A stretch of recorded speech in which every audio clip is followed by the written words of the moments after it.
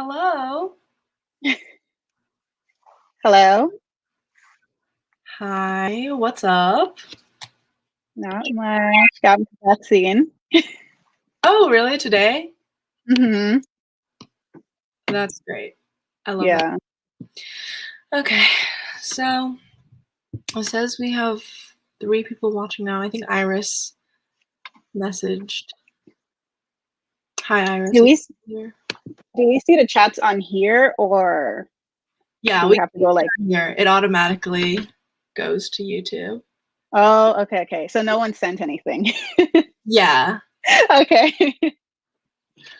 Oh, Robin's here. Cool. We can wait maybe a couple more minutes to see who else arrives. Yeah.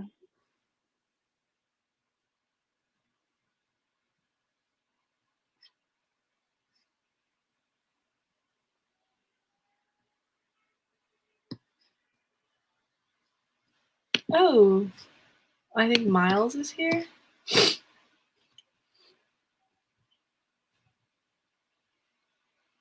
Oh, yay. uh,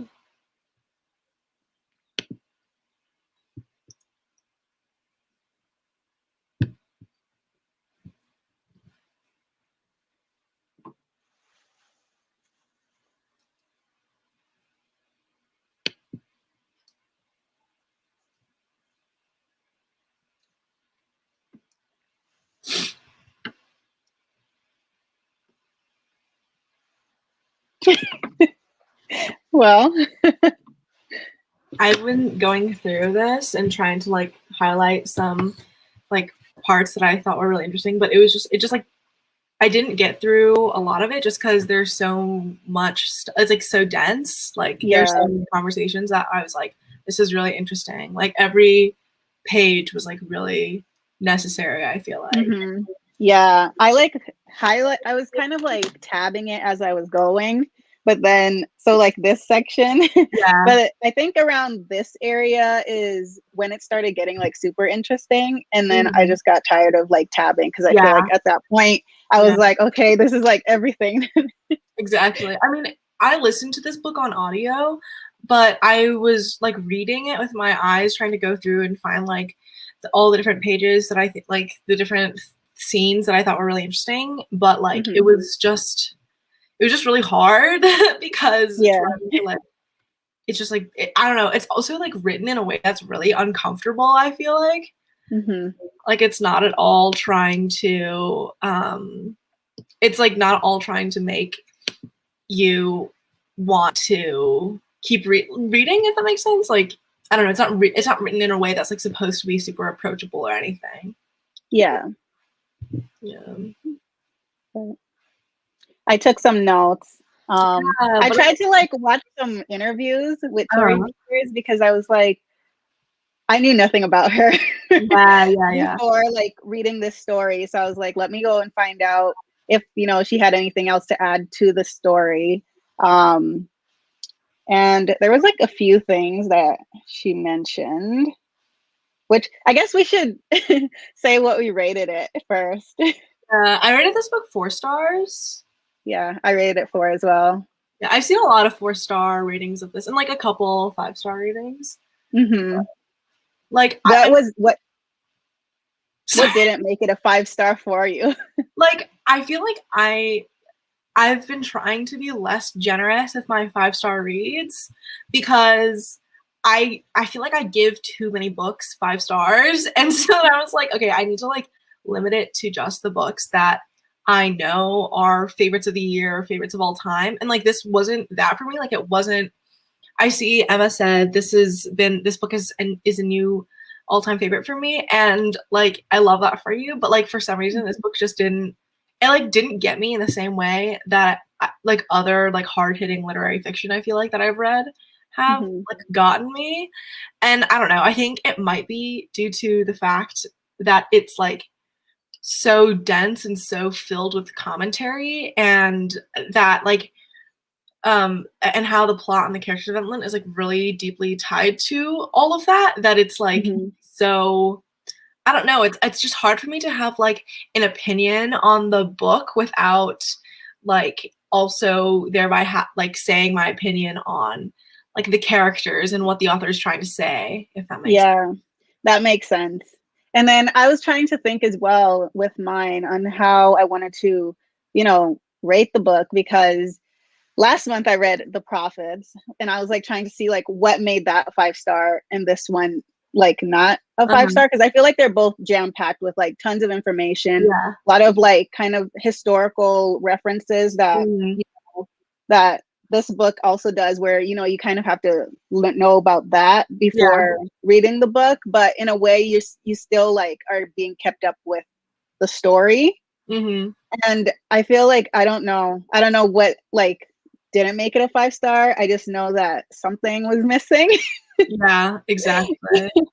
Like something, just like something was missing that would make it, like, I don't know whether if it were shorter or longer, it would be better. I think it should have been either, because it's either that there was like not enough information being given to us, or like it could have been condensed a bit more.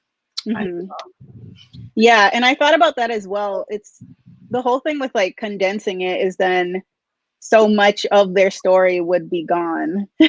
Right. Exactly. And it's like, or the commentary, because like I think the setup of the book, which is ultimately just like, there's this man who used to be a trans woman and he got this divorced cis lady pregnant, and then he used to have a really toxic relationship with another trans woman who really wants to be a mother, and so 3 years after their breakup, he like calls her up to join in this like relationship to like help raise the baby. I feel like that whole setup is already very complicated, and how the book like played it out. Like, I don't know, what did you think about like the pacing or the kind of like structure or setup of the book? I thought the pacing was fine. At first, I was like, I don't know if I'm going to really enjoy like the story, just because I think, I don't know what part in this book is where I like was like, okay, this book is going to be fast paced. I think the beginning was kind of long. Yeah. I think I found a lot of Reese's section informative, but also very long. And I know the story is kind of about Reese and Ames and like their relationship, so it makes sense. But I think there was a lot of sentences, of sentences that kind of like went on and on, which you know, I don't really mind that. I feel like I read a lot of stories that are just like description. And I think this is a book that I'm going to reread probably sometime this year, because I think there's so much that I missed reading it the first time. But also, I think one thing I should mention about maybe the long sentences, I don't know if you've read any of Bronte or like Rachel Cusk novels. Which Bronte? I think it was the Napolitan novels. I don't think so. Okay. So I was watching one of the interviews and she said that those are her inspirations for writing. And from what I know about those people and like CJ and Alex from What Page Are You On, Rebecca from Rebecca Eats Books, they said that it's a lot of like meandering, a lot of descriptions, long sentences. So I feel like maybe that's like that you was have to kind of inspiration. So you have to kind of be into that kind of storytelling. Yeah, definitely. And I feel like in other books that I've read, there it is like the plot and the character development is really chunked up with just like stream of consciousness commentary almost, like and in the past, I don't know, maybe it's that like that is what that's like what made the book really interesting, but it also like really slowed it down. I think what Emma said here, they said, I think it was a 5-star for me personally because I love that it was unafraid to be controversial or appeal to a cis gaze. I appreciated that it was unapologetic and embodied nuance. Yeah, I totally agree, because I think that the way that this book was both written and like presented, like it really didn't like simplify anything down, and it was really critical of a lot of ways that people approach trans media and approach like trans people on like a cultural and political level. Like it's just full of kind of the like inner community like discourse and like and how like the internet and like real life community, how those are really like complicated and robust and frustrating, like all the different, like throughout the entirety of this book. I think it's interesting that I think Reese is the one who, Reese and Ames both, they're both kind of like they'll offhandedly be like, oh yeah, like the annoying girls on Twitter or whatever, like yeah. and kind of refer to people who are quite earnest in their like advocacy or their ideas and ideology. They're very, it's like so cynical. And I think that part of the cynicism, like it's really real. It's like it's very real and something that like made a lot of sense, I think, for our characters. But I do see how like if that wasn't included, that level of like cynicism, it would have been more approachable to people who like have no idea any sort, like don't have any clue on what's going on within like LGBTQ like spaces and like what people are talking about. Yeah. I feel like with the controversial thing, it's kind of hard to say it's controversial. Mainly because I didn't feel like it was controversial when I was reading it, but yeah. I feel like I'm outside of that space where I don't, I'm not trans, so I don't really know what is like appropriate and what isn't in that community.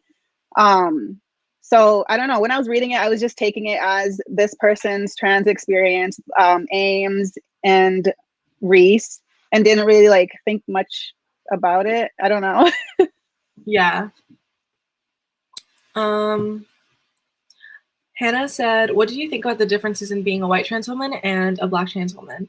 I felt like there was a paragraph about it just to check a box. I wish there was more discussion on it. Yeah, I was thinking about this, and I feel like because our author is kind of writing from her own experiences, making both of our trans characters, both women, like white ladies, I think was a pretty intentional like choice, because even the jokes that are made here where she's like, oh, the only 3 jobs that trans women have is like computer programmer, esthetician, or prostitute, like that, like a lot of things like that, and like the different ways that like race was discussed, especially involving like Katrina, like I think it approached it with the amount, like with the amount of nuance that it like possibly could have, because like from the perspective of the author, like there's not, and from the position of these characters, like it made sense, like what they thought and what they said. There's this one paragraph where she's like, where is it? She was basically talking about how like, anyway, what are your thoughts? Well, I think because Tori Peters is a white woman, it would be hard for her to write about the Black trans experience, because when you factor in race there, it's a completely different experience, and it's a different experience for each person and their transition. So I don't think like she can like speak for everyone and what they've like gone through. So I think like, yes, it might have been touched on. I don't remember which paragraph it was, but I think you kind of need a Black trans person or trans women to tell their story.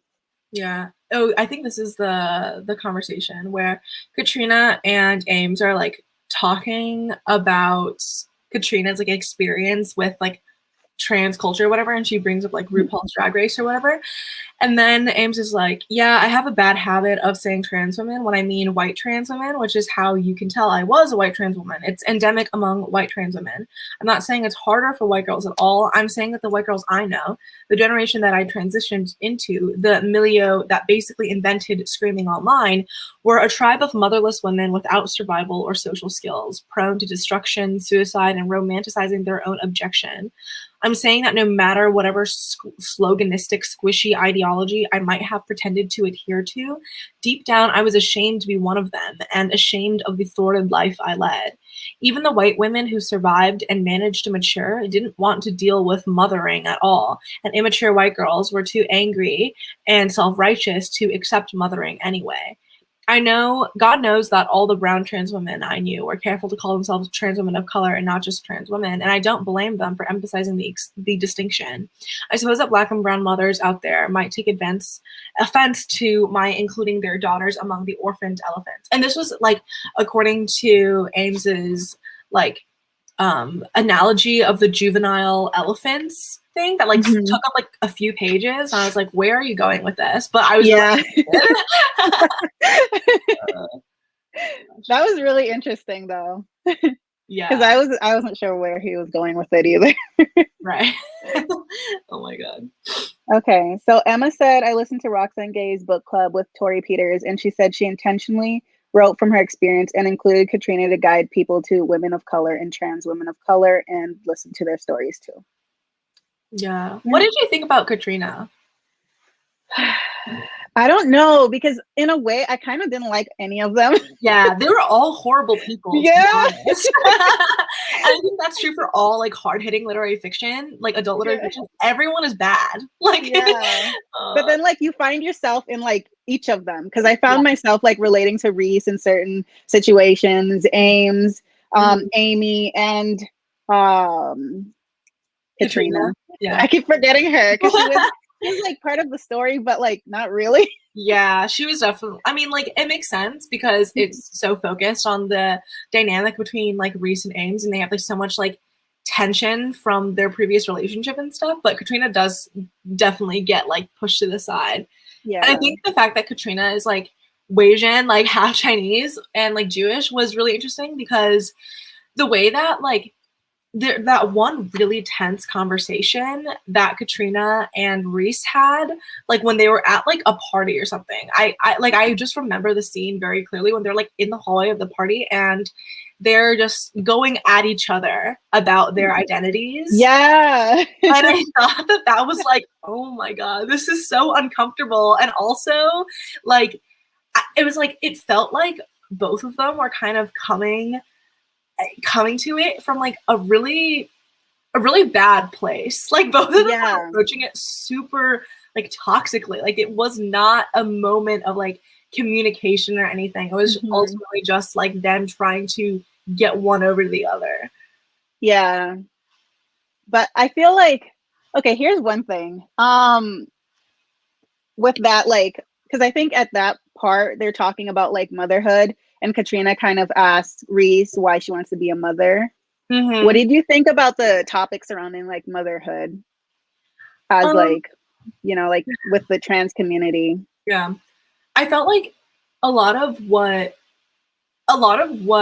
Reese was saying about like, why do I have to justify my desire to be a mother when all other cis women like are like assumed to want to be mothers? I felt like that was really on point because like it's super true, and like that's another thing that's like really it's like a duality of like misogyny, I guess, because with like cis women, people just presume you to have babies, like you like they just view, and like Katrina does say this a lot where she's like, do you just look at me as if I'm like a walking uterus? Like, and I think for a lot of like cis women, like that is ultimately the crux of their feminism, the fact that like people are imposing a lot of ideas of womanhood and like what it means to be a woman onto them. But like for trans women, like because Reese is trying so hard to even like Reese is every day of her life is trying to kind of even meet the standards that like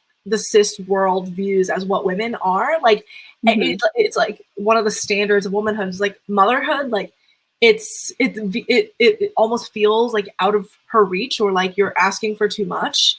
And Reese's character really embodies that, I think, where she's so desperate to be a mother and she wants to like fill this gaping hole from her childhood by like being a mother, but just she like, and every attempt that she makes in trying to move towards the direction of motherhood, like it gets in her way, or she like sabotages herself almost.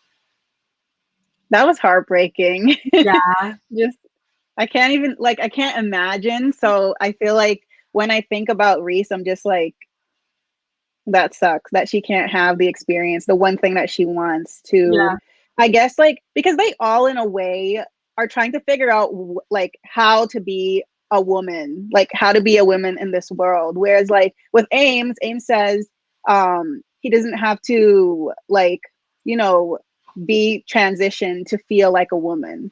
And I felt like that's true because even like even now I'm just like by myself, I'm like, okay, well, what does being a woman mean? Like, what does that mean for me? Right. And so like having those discussions in this book, I felt like I could, I don't know, relate to like a lot of them. Yeah. I liked on like page 98, Ames is saying, I got sick of living as trans.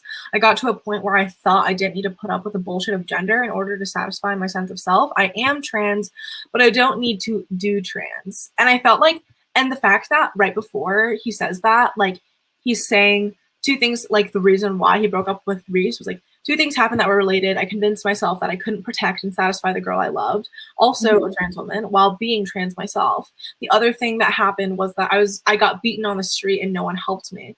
It was the last straw. Living as a trans woman just seemed too fucking hard after that. I like, and the fact that at the beginning of the book, because we're getting the perspectives of like 8 years pre-conception or like 6 months after conception, or like kind of jumping back and forth in time up into and it kind of like works like a pendulum where they both reach the same point, like because towards the end we get to towards the beginning we're seeing how Reese and Ames even like got to be together, and then we're seeing the like dissolution of their relationship, and then it jumps back to like present day where they're like trying to have a baby as a triad, like. And I think that pacing, that like full circle structure was really like it, I don't know, it was like a double punch to the gut, I guess, because I need, like when I read the paragraph where she's like, you know, two things that happened that were related, and she talks about things that happens, like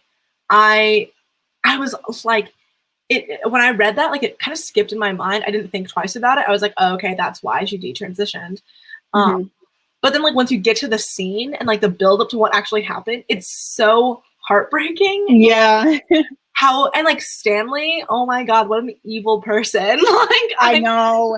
Okay, so this brings me to the like, I guess like another question. What do you think about Reese and her relationship with married men? And like, I guess how that affects Ames, because that is essentially one of the reasons that he detransitioned. So like how does that work? Because I think like even if Ames wanted to be in a relationship with Reese still sees him as a woman, and like that femininity will always be there, whereas I feel like with Reese doesn't want that in a relationship for some reason. It's really interesting because it's like the thing that drove Reese and Amy apart was that like Reese wasn't getting the like sexual satisfaction she wanted. She like went back to her old habits of like cheating on her partner with a married man, like. And I think like that desire for something masculine, but like she doesn't want, like it's not that she wants Amy to like not be trans, because she has always viewed Amy as a trans woman, and like even views a detransitioned Amy as like, oh, you're literally just kidding to yourself. But it's like the reason why your relationship didn't work out is because you wanted something that like Amy couldn't provide for you, and then you kind of sabotaged it yourself. Like, oh my gosh. I think I have something saved. Let me see on this topic. I think it was her relationship with Stanley, or maybe the cowboy. One or the other, where let me see if I can find it. Okay, so it says page 59 where she said Stanley hit Reese because she wanted him to hit her. Reese wanted to end their games to get hit in a way that would affirm once and for all what she wanted to feel about her womanhood, her delicacy, her helplessness, her infuriating attractiveness. And then it goes down lower and it says, here women define themselves through pain or rage against the assumption that they do, which still places pain front and center. Here the strange sense of satisfaction when they talk about the men who have hurt them. The unspoken subtext of it being because I'm a woman.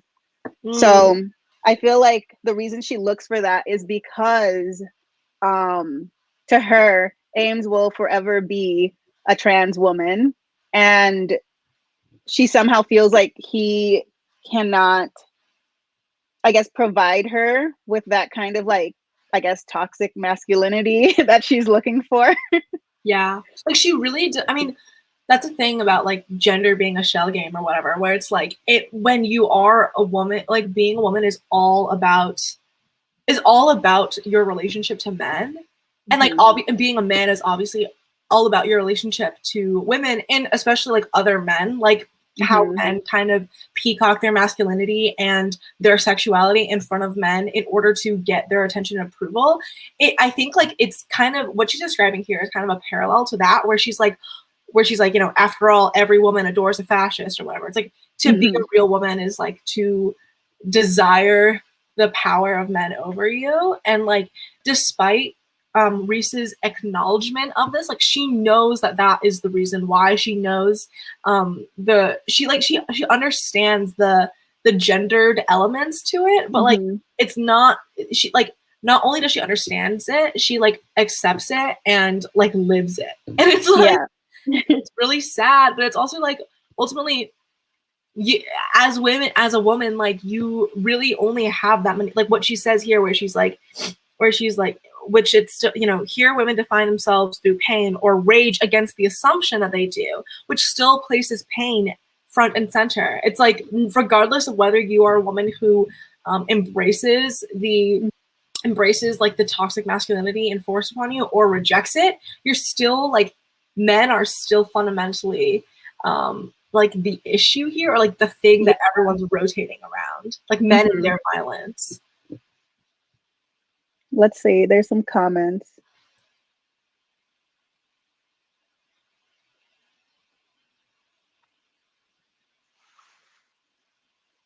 I like what Hannah said about Reese experiencing grief for a child that wasn't hers was really moving, and the transition between wanting a baby and wanting this baby.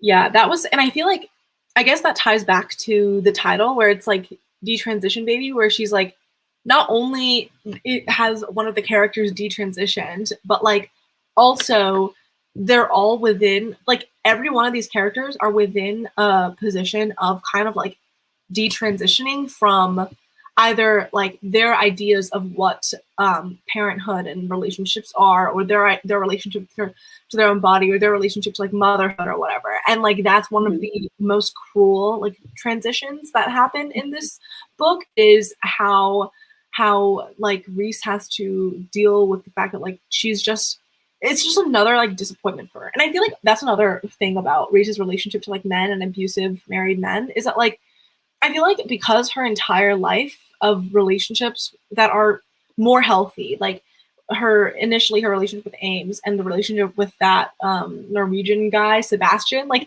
where oh my god, like these people come and go, like they crush her, you know, like she gets into a relationship thinking, okay, this is gonna be it, like, and she holds out hope, but then nothing ends, like it doesn't work out. So it's like I feel like her habits of always screwing with like the same types of dudes and like always being around these toxic, horrible men and dating them, is like she's like kind of trying to set herself up to be disappointed. Like she already knows this guy is gonna hit her. She already knows this guy wants complete control over her, and like, and she lets herself be within these relationships because that's ultimately like better for her than the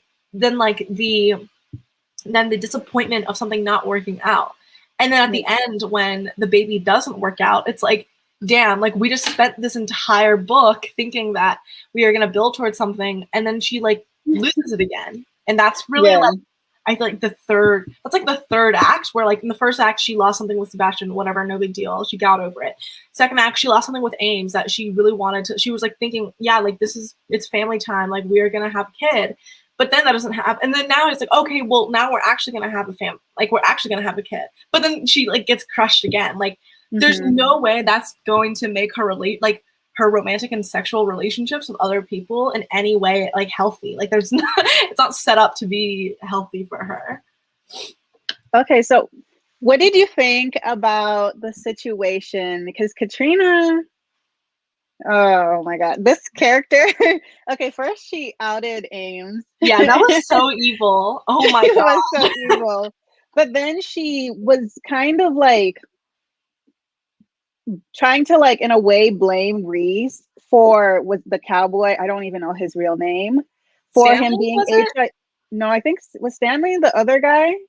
I can't. The Cowboy dude guy and Stanley are the same in my head, but I don't Yeah. remember who they are. Like, I don't think the cowboy guy was ever named. Yeah. But and then when they went to that essential oil thing, and oh my then God. then Katrina, like, right away assumed that Reese was the one who gave him HIV, Yeah. which I felt like was so fucked up.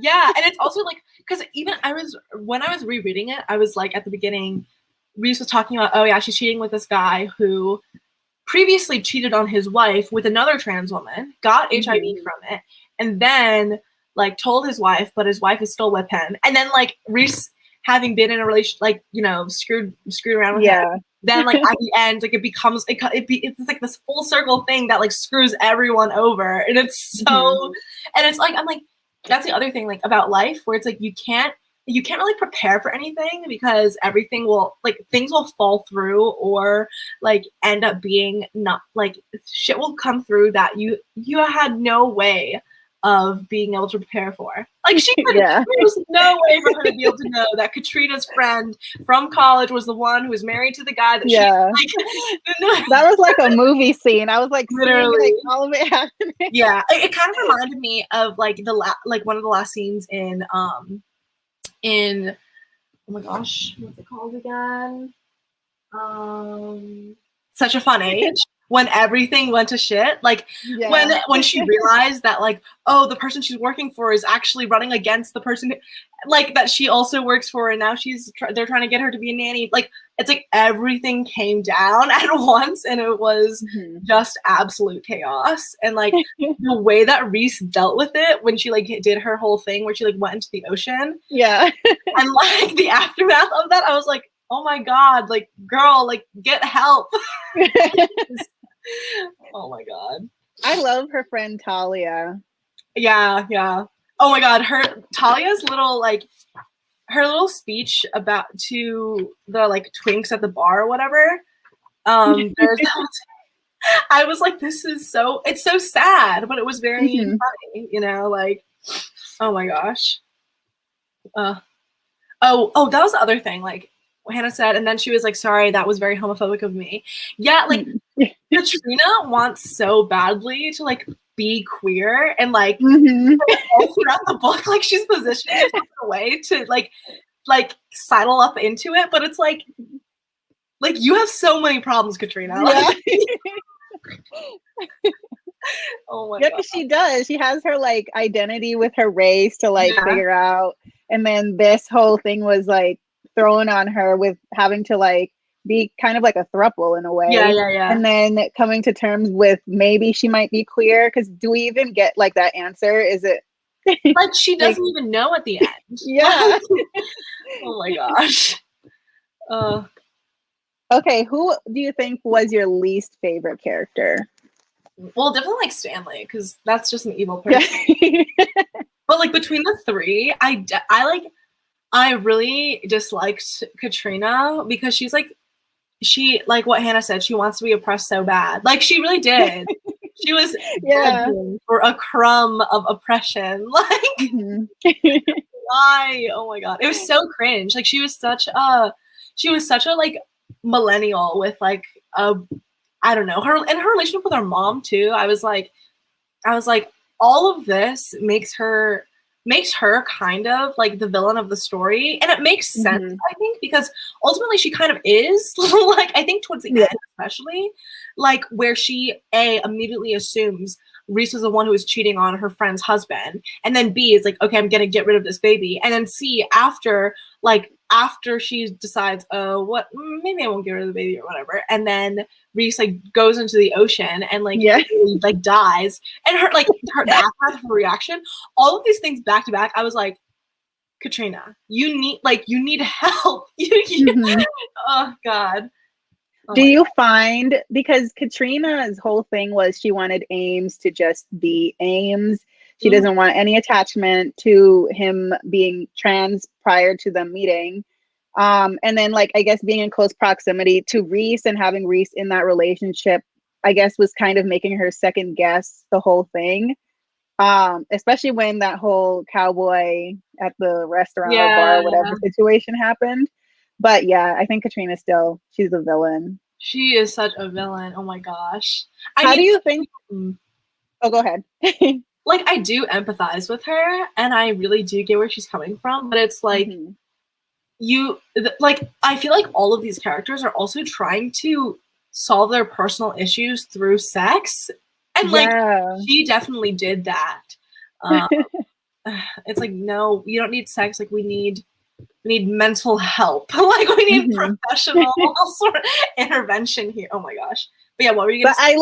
I like the thing, like, with the whole sex scenes and stuff. It wasn't just used as like random sex scenes. Like, it was actually like a marking of like their time in like where they are in their lives. And I felt like that added to it, because usually, like, what am I thinking? Like Milk Fed. I don't know if anybody has read that. Oh my gosh, I just read Milk Fed. Yeah, and the sex scenes in there, I was like, what is the purpose? Oh my God, and they were so gross too. I mean, the sex scenes were really gross, but in Milk Fed, they were so gross. Like, oh my God.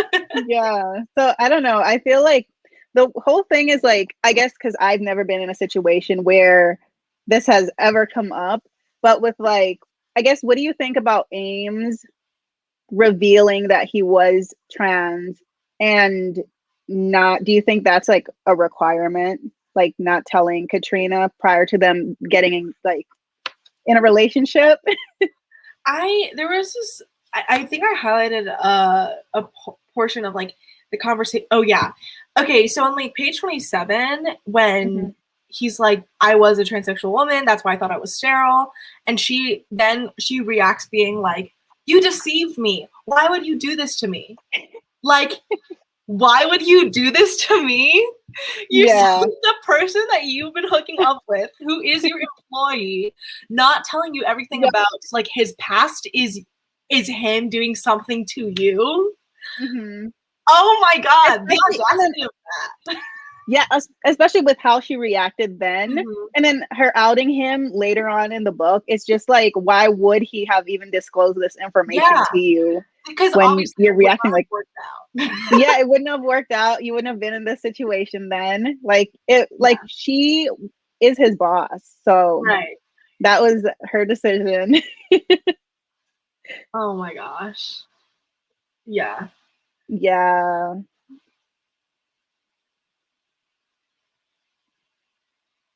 I don't know what Laura James Grace's book is. Oh, wait, I remember where Katrina, Reese, and Ames are like walking somewhere, and they see a poster, or they see something that just says like the T slur just like all across the board. And she was like, what is going on? And then they have the conversation where they're like, why would anyone pick up a book that has like a slur for trans people as the title of it? And then Katrina is like, yeah, I feel like any trans woman picking that book up and like reading it on the subway or whatever, like that would just be, why would you do that? I don't get it. And then Reese was like, wow, I didn't even think that far. That was interesting that she like had sympathy for, and like that's another point of the story where like the unexpected like sympathy and unexpected like lack of transphobia, or like attempt to like not be transphobic from the people around them. It was both, it was really funny. You know what I mean? Like it was funny in how when Katrina outs Ames, like the guy at the table is like, I don't know if that's any of your business, or like but she's like, no, you don't understand. Like different points like that, or like how the I think the lady was described as like the Southern white Democrat lady who came from a lot of money and like was one of their managers and was like trying to figure out like what should we do with like a gender neutral bathroom for on our floor. Like it was like so it was really funny. Like oh my gosh. I'm trying to think what other parts. Oh, one thing I should mention that you would like is that Tori said that she would want Taylor Swift to play like Amy, but she wouldn't want Amy to ever be seen in the adaptation, but she would want Taylor Swift to play that like voice of Amy. That's so funny. Oh, wait, that's so funny because like Amy is like described as like a very pretty androgynous person, like even before transition, and that, I don't know, as like Taylor, that's so funny. Oh my gosh. Yeah.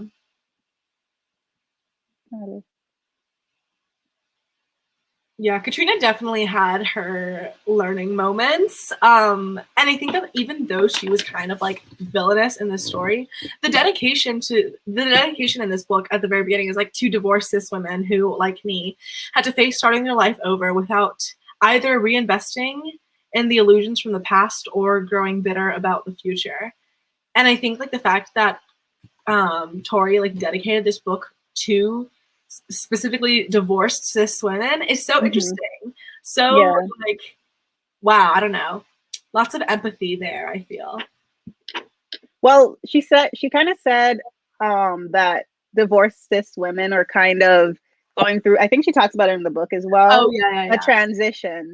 So they have to often, you know, try to figure out a way of how they identify and have to change their name and not be like hostile in the way that they move through life anymore and stuff like that. So they're kind of in a way living a trans experience. Yeah. And it's like even the parallels between Katrina explaining why.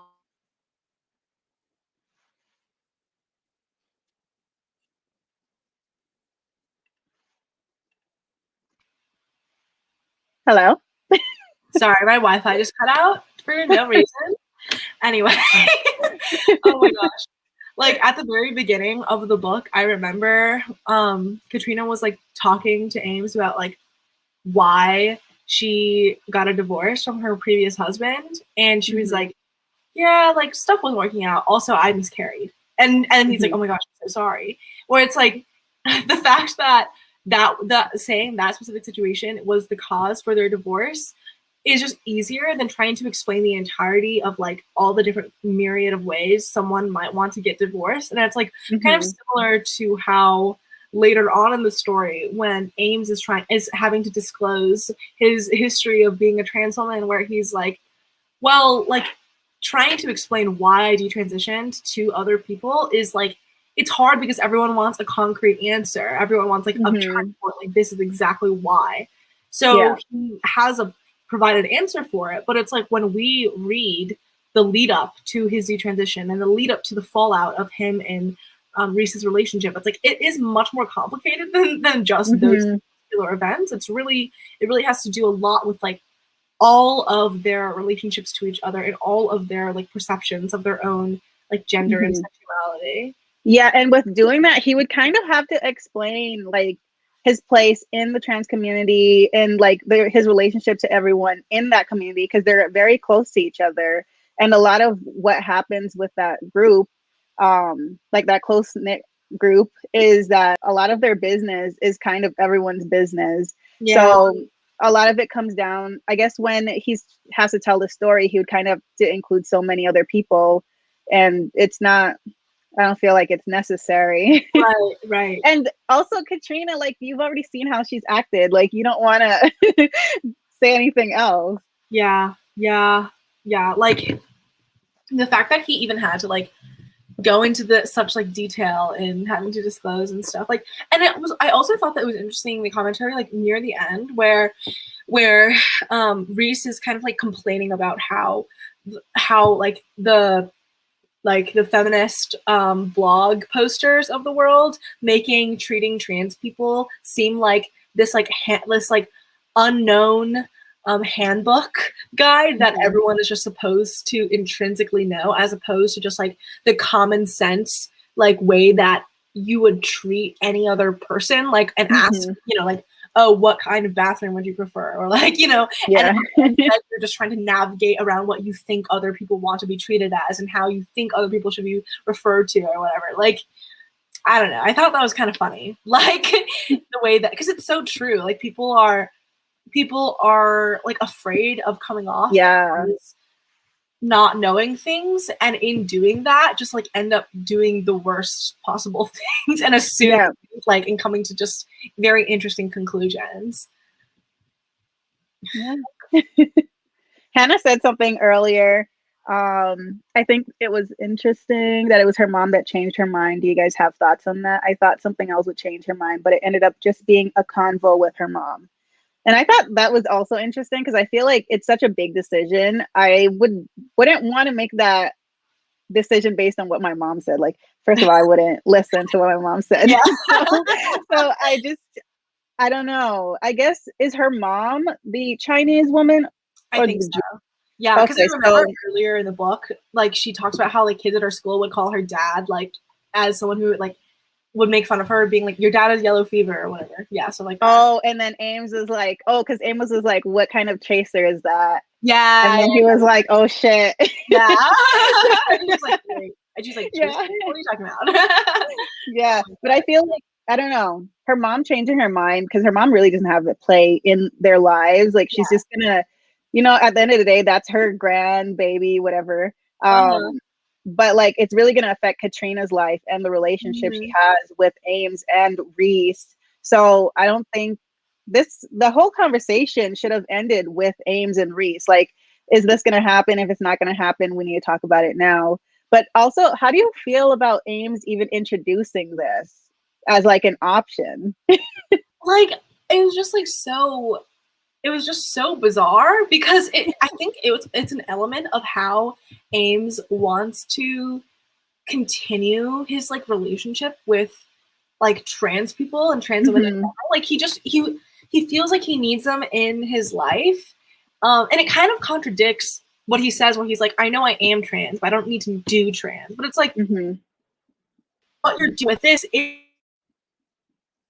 like all of trans. It's like, and there's even at the end of one section, Reese is joking, like, this is the most trans way I can get pregnant. Like, I think the fact that he even brought it up was like, he's like, oh, this is a perfect solution to all my problems. But it's like, anytime someone thinks, oh, this one thing that I can implement is going to solve all my problems, it's like, I don't know. I don't think that's how it works. Like, yeah. And even with like what you said about wanting to be part of the trans community still after detransitioning, with Ames, I think he kind of said something about fatherhood and how like, because even when he detransitioned, he never went back to the name that he was assigned at birth. He went back to like, he just cut off that J and became Ames. So he wants like the experience, because he doesn't want to be called father. He just wants to be a parent because he doesn't relate to being what like people think being a father is.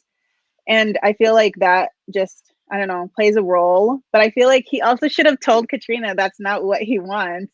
Yeah. And I mean, it does come up at some points, but I don't know. It was just, they were just not communicating. Yeah. No, I think that's like the complicated inner lives of these characters versus their inability to communicate at all with each other. Yeah. Because they're all experiencing such like a tumultuous, like sort of, like all of them are experiencing so many changes and like weird things going on, but it's like they all internalize it so much. Like even Reese and Ames, they never have a real conversation about why Reese is like cheating, and they never like, they just, something just happens that explodes the whole freaking relationship, and like now I don't know, none of them are like adults. Like, y'all need to grow up. Like, we need to talk to each other. Yeah, because isn't Reese like older than Ames? By a little bit, I think.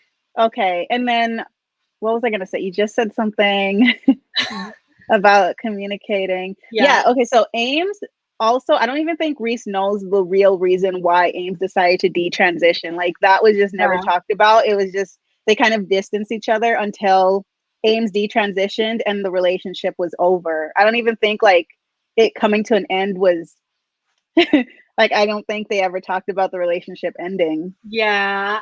I also think that it's like Ames really tied his identity of being trans like to Reese, and almost because I mean Reese talks extensively about how she basically like mothered him into becoming who Ames ended up being. And then like as soon as Reese left out of their lives, it was like she no longer like Amy no longer felt like that was who she was, and then she realized that it was like well, he realized that it was too hard to be her, to be Amy, and was like, it's too hard. I can't as a woman, as a trans woman, I can't protect Reese. But it's like the thing is that if Ames' interpretation of like his own inability to protect Reese, I think is misguided, because it's really like it wasn't really his job to protect her or anything. Like it was kind of, the issue was that she never like communicated with him her own like sexual desires, her own true desires of motherhood, what she really wanted from the relationship, like which is why she went out to go seek something else to fulfill that. They just never had that conversation, so it ended up like the relationship ended with Ames thinking that he did something wrong. He wasn't enough for her, when it's like that's not really what happened at all. Yeah. I kind of feel like in a way, if they could like work out this relationship, it would essentially be kind of like Ames and Katrina. Okay, because this is what I kind of wanted to happen. Yeah. Which is just like crazy wishful thinking. But at the end, I thought they would all form this like polyamorous type of relationship where like Ames would be in a relationship with Katrina, Katrina with Ames, Katrina with Reese, and then Ames with Reese. I thought it would be like something like that. But I think like at the end, I think this relationship would work well if Reese also has that like guy, married guy, or whatever she wants as well, for like the whole relationship between all of them to ever work, or for her to have like Ames in her life as well, because I think it will never be satisfied with just having Ames. Exactly. I feel like that's the other thing, like so many, at least in my life, a lot of people I know who are like in queer relationships are just like more likely to like have an open relationship than with like straight couples I know. And I feel like it's like that's the other thing, like once you understand your gender and sexuality to a certain degree, like especially for like a character like Reese, like she's not gonna get to that male domination that she desperately seeks to validate her womanhood from like one person and create a life with that person. Like she can't be a mother if she like to a man who's married to someone else, you know, like that's just something that could be. And I feel like the situation, like the scenario you brought up would definitely have been like the ideal scenario where like Katrina and Reese can co-parent, like Ames and Katrina can like be together, and like, you know, everyone can get what they want out of the relationship. But like what ultimately I think throws the wrench into that plan is that what happens at like that essential oil party thing, as well as like the emotional immaturity of like a lot of these people. Yeah, let's read some of these comments.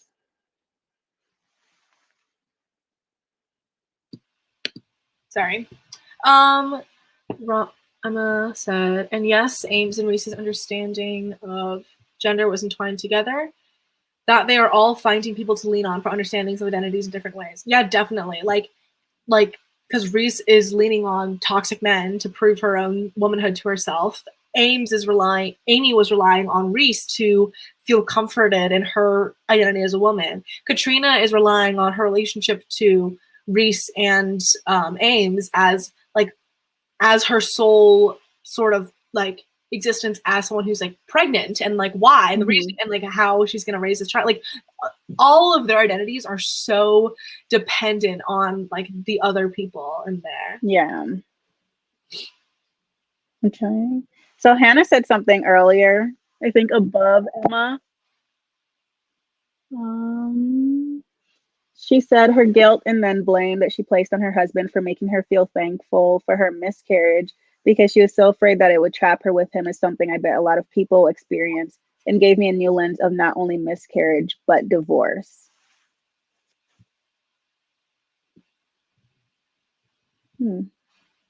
Yeah.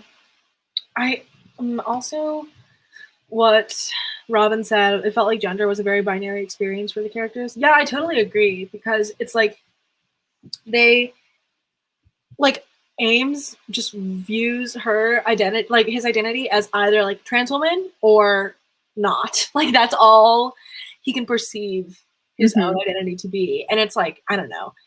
I also feel like it's already so uncomfortable for cis people in the cis world around them to like accept like non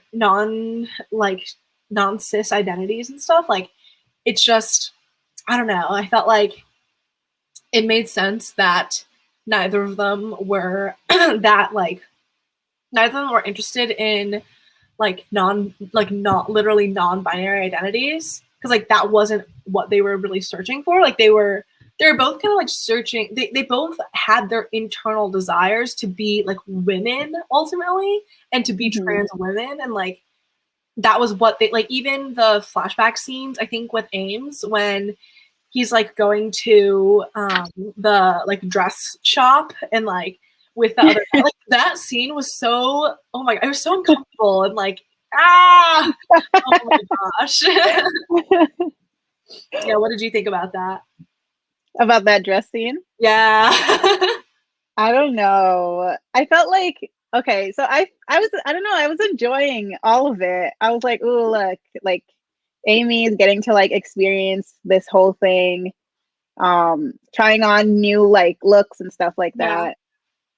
Feeling comfortable in her body, which I thought was like good, until that lady and her daughter walked in and ruined everything. Oh my gosh, that was such a soul crushing moment. Like I feel like all throughout this book there are so many moments where something happens that like completely ruins everything that was built up to that moment. Like it just happens in scene after scene. Like people get disappointed because of something completely out of their control, and it's like that is how being like a person works. Like you do things and there's no way you could have ever expected something to go wrong, but then like the most unexpected thing goes wrong, and then like like let me see if I have anything else.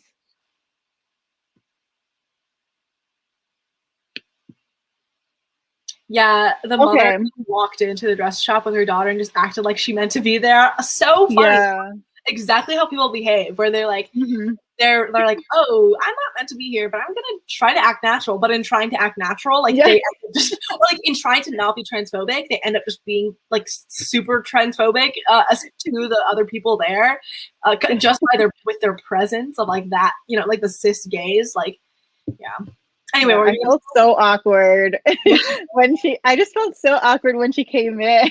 Yeah, like the secondhand embarrassment was so real. Oh my gosh. And then she just kept talking, and then her daughter was like, I'm ready to go or something. Yeah. And she was like, nice store. Yeah. Jesus.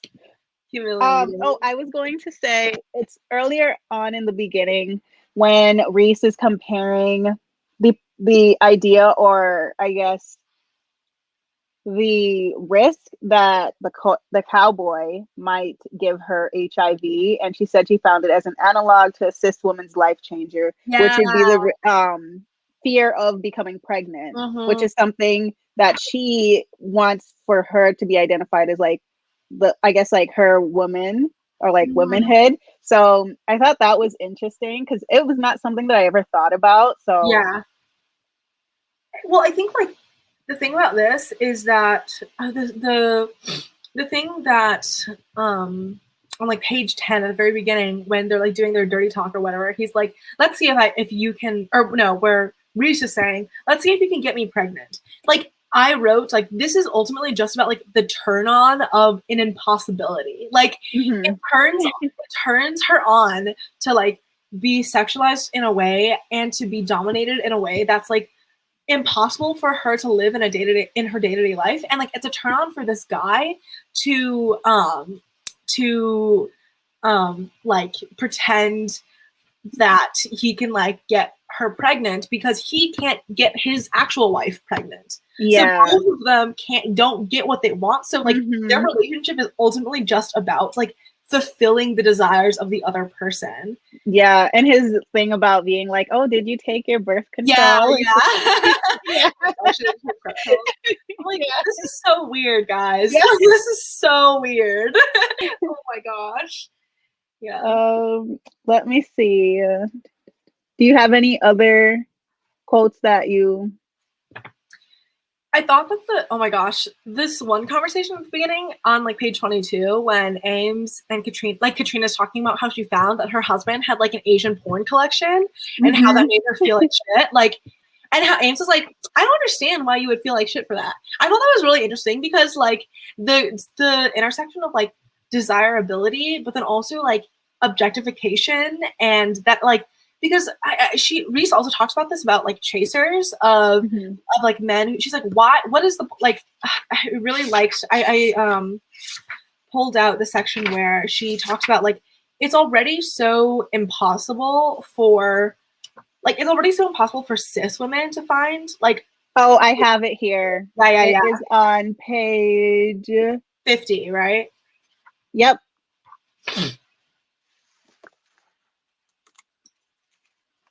Just like she was literally like, why bother convincing clueless, gun-shy boys on OkCupid of the sexiness of a girl with a cock when there are thousands of men out there who already know it and among whom you get to have your pick? Like, and then later on in another paragraph where she's like, how many girls did Reese know who, to prove to themselves that they could be like any other woman, found themselves sifting through thousands of men on some stray dating site, looking for the non-horrible ones, a task that even cis women find awful. And then how many times had Reese heard about these girls who wasted hours, days, weeks, months trying to find one of the non-horrible ones who would be willing to give a trans woman a try, only to finally end up in his bedroom, standing exposed with only a stupid lacy lingerie set for armor, as he sized up the new to him proportions of slender hips to wider shoulders and nervously muttered that it's not for him. No way. That shit is way more traumatic than running into any chaser.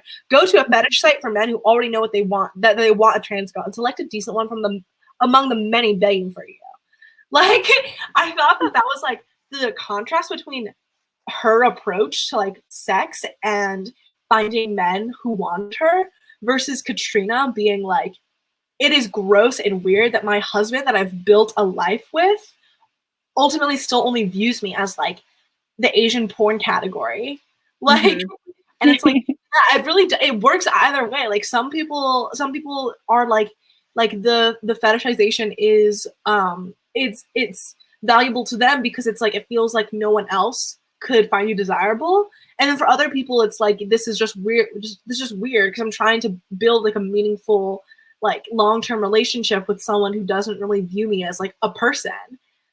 So yeah. And who was it? Was it Hannah or Emma that said that Katrina wants to be oppressed so bad? Yeah.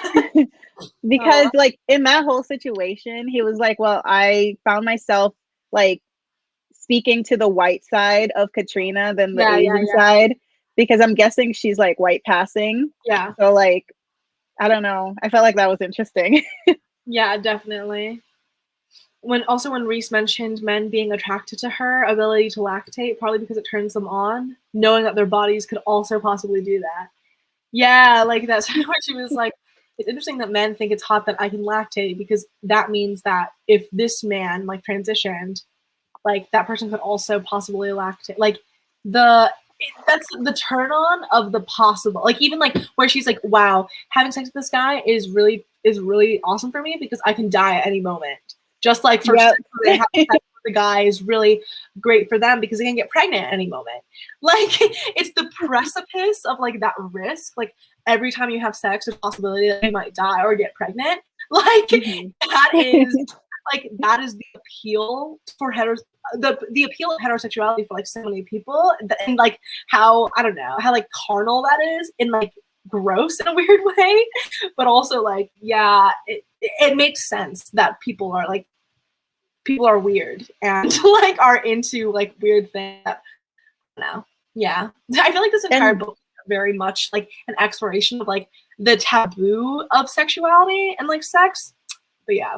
Anyway, what were you gonna say? And even Tori talks about like how everyone uses like to identify their sexuality, they use like trans terms and don't even realize it, as well as like, you know, people who are coming to terms with like their whiteness and how they are in society. They're using off of like people of color to like figure out who they are. And I thought that was interesting because I never, I guess, thought about that. I mean, I thought about it in terms of like the whiteness situation, but not in terms of sexuality. And she talked about how like daddy is like a trans term, and now people use it, which is something I didn't know. Yeah, definitely. Like how your proximity to other identities is what gives your identity any sort of meaning, or like the contrast to it, like white versus I just knocked over a bottle. White versus non-white, or like trans versus cis. Like these dichotomies end up like defining you, and how people who are on the side of the dichotomy that is viewed as like normal and normative, like don't have to think about it until they are confronted with that. Like, well, I think those are all my thoughts. I don't have anything else to say, really. Do you have anything else? Let me see.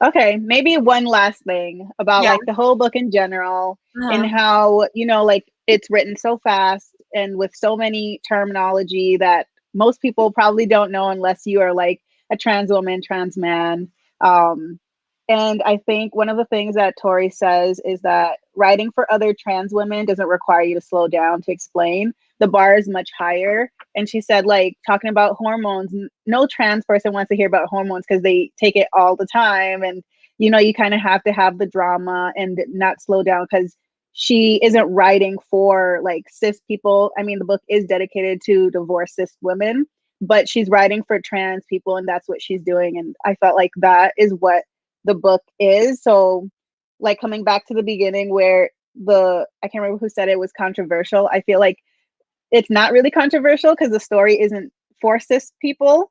So I don't know. That's my ending thoughts.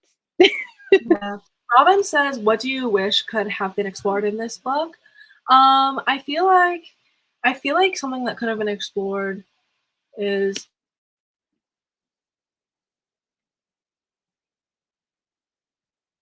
I'll go first. I think one thing that I could have explored this month is, or sorry, I'm reading like everything right here. What is one thing that you could have, I wish that we kind of got more of the interaction between Ames, Reese, and Katrina. I keep forgetting her name. I wish we could have gotten more like conversations with them that were kind of as deep as the one they had at the award show, which is, I don't know, I felt like, because Katrina is like a side character, even though she's like one of the main characters as well. I just wish we got more like in-depth stuff about all three of them together, because they only had that one big conversation, and I felt like we needed more from them. I think that the fact that Amy and Reese's relationship was like explored so extensively versus Katrina was more of like a cardboard cutout of a character. Like we get to understand her perspective through the perspective of Ames.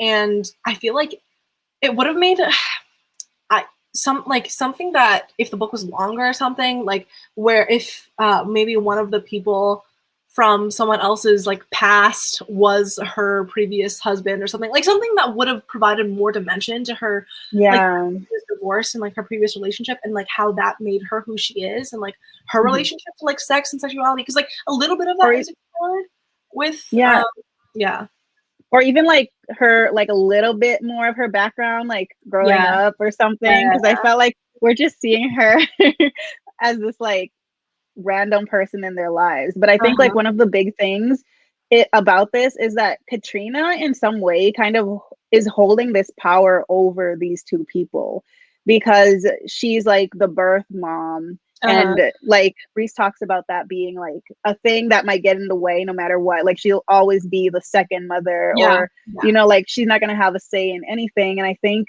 like at the end of the day, like Katrina is always like kind of like able to like threaten them. Like when she was like, I'm just gonna have a miscarriage. I mean, not miscarriage. I'm just gonna have like a abortion. Like no like thought about what Ames wanted with the situation. And I was like, I felt like adoption should have been an option.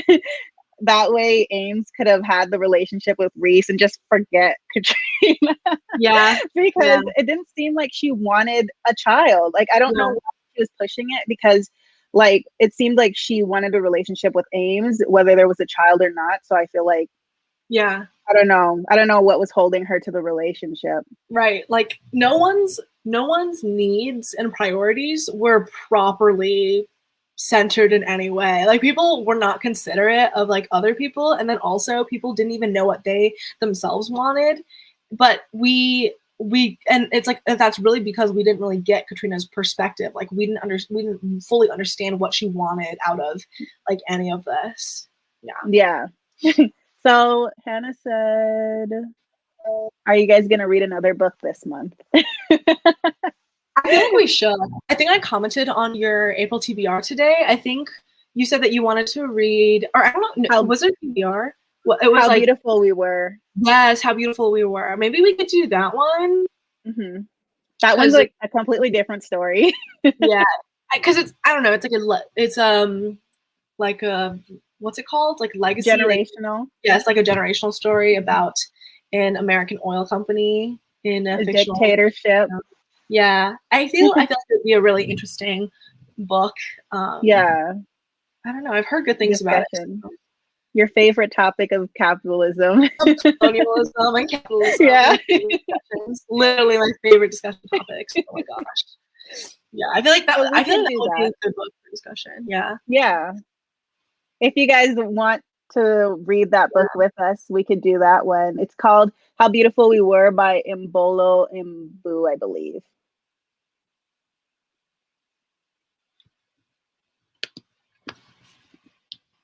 Oh, my channel is PerksOfStef. Oh. Cool. Okay, I think we can make another post for our April book and do another live show. This was fun. I'm really glad we did this. Yeah. I hope less nerve-wracking than I thought. Yeah, it was. What did you say? I said less nerve-wracking than I thought it would be. Yeah, I agree. Not as intense as I expected. Cool. Yeah. Yay, Emma. I hope you enjoy it and you read it with us. Yeah, Hannah as well. Thanks everyone for coming. Yeah, thanks for joining. Okay, this was fun. This was fun. Okay, see ya. All right, bye. Bye.